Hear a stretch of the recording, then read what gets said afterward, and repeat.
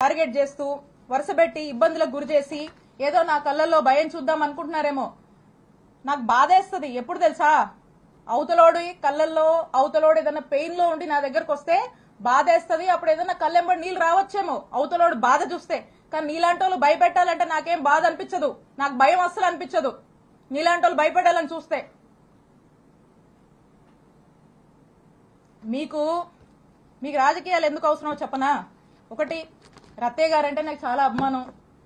ఆయన చాలా కష్టపడి ఈ స్థాయికి వచ్చాడు. ఎంతో మందికి ఒక విద్యా సంస్థలు పెట్టి ఎంతో మందికి విద్యాబుద్ధులు నేర్పించినటువంటి వ్యక్తిగా ఈ ప్రాంతం ప్రజలు ఆయన్ని గౌరవిస్తారు. నాకు అదే గౌరవం ఉంది.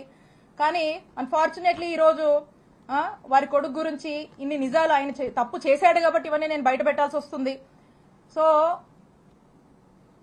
కృష్ణదేవరాయలు గారికి రాజకీయాలంటే ఈ రాజకీయాల వల్ల వాళ్ళకి లబ్ధి జరుగుతుంది కాబట్టి ఆయనకు రాజకీయాలు కావాలి. కానీ విడుదల రజనీకి అట్లా కాదు. ఎందుకంటే నేను నిజాయితీగా ప్రజలకు సేవ చేయడానికి రాజకీయాల్లోకి వచ్చాను.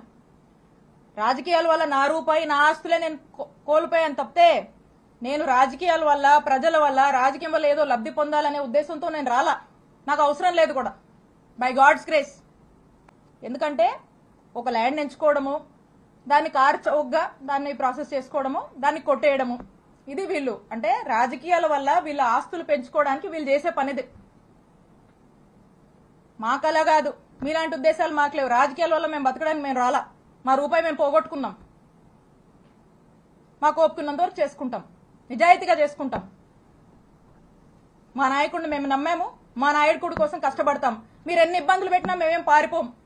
మా పార్టీ కోసం నిలబడతాం, మా కార్యకర్తల కోసం నిలబడతాం, మా ప్రజల కోసం నిలబడతాం, పనిచేస్తాం.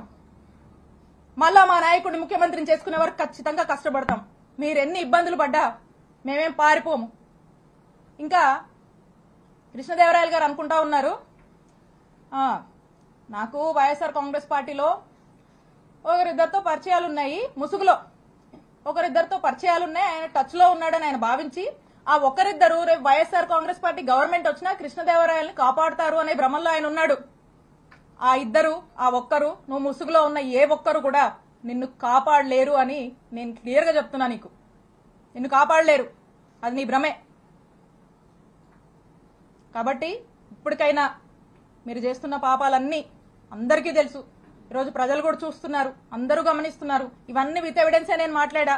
మీరు మళ్ళా ఇంకో కట్టు కథ పెట్టుకుని ఇంకొంచెం బ్యాచ్ ని మళ్ళా పెట్టి మళ్ళీ కొంతమంది ఆర్టిస్టులను దింపి అదిగో ఇదిగో అని మాట్లాడించవచ్చు. కాదు, నేను చెప్తా ఉన్నా, పోసాని గారు అప్పుడెప్పుడో మాట్లాడారని చెప్పి తర్వాత ఇన్ని సంవత్సరాలకు తెచ్చి చుట్టూ తిప్పారు కదా, ఇబ్బందులు పెడుతున్నారు కదా.